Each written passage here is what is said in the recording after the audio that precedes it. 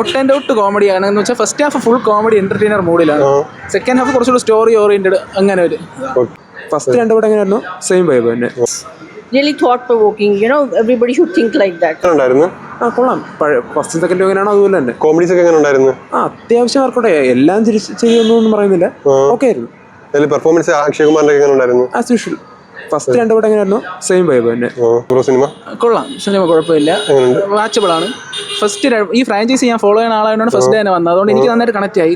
ബാക്കി രണ്ട് പാട്ടിനെ കാട്ടിലും കൊള്ളാമോ? രണ്ട് പാർട്ടിനെ കാട്ടി കൊള്ളാന്ന് തോന്നുന്നു, അങ്ങനെ പറയാൻ പറ്റില്ല. ഫസ്റ്റ് പാർട്ടാണ് ഏറ്റവും നല്ലത്. അതിന് ബെസ്റ്റ് ഫീച്ചർ ഫിലിമിൽ നാഷണൽ അവാർഡൊക്കെ കിട്ടിയ പടമാണ് ഫസ്റ്റ് പാർട്ട്.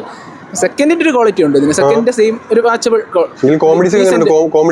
കോമഡീസ് ഒക്കെ പക്കയായിട്ട് വർക്ക് ആയിട്ടുണ്ട്. സ്റ്റോറിയും കുഴപ്പമൊന്നുമില്ല, കണ്ടിരിക്കാൻ പറ്റും. ഇത് ഹിറ്റാവും, ബോക്സ് ഓഫീസ് ഹിറ്റ് ആവാനാണ് ചാൻസ്. കാര്യം ഔട്ട് ആൻഡ് ഔട്ട് കോമഡിയാണ് എന്ന് വെച്ചാൽ first half full comedy entertainer മൂഡിലാണ്. സെക്കൻഡ് ഹാഫ് കുറച്ചുകൂടി സ്റ്റോറി ഓറിയന്റഡ് അങ്ങനെ ഒരു കുഴപ്പമില്ല. എനിക്ക് കോമഡീസ് ഒക്കെ എങ്ങനെ ഉണ്ടായിരുന്നു? കോമഡി ഒന്നും അധികം ഇല്ലായിരുന്നു. It's very good movie. It's very funny. It's not funny, but it's really thought provoking.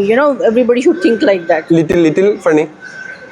Yes, in between that, their comedy, both the jollies and their wives. Okay. Jolly LLB 3.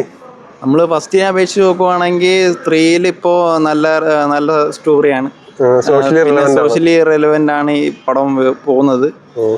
Overall എല്ലാവർക്കും കണ്ട് കാണാം. അത്യാവശ്യം കുഴപ്പമൊന്നുമില്ലാത്തൊരു decent പടമാണ്. ഈ ഫ്രാഞ്ചൈസിയിൽ best മൂവിയാണോ? Best ഇപ്പം ഇറങ്ങിയതിൽ വെച്ച് നോക്കുവാണെങ്കിൽ best തന്നെയാണ് ഇത്.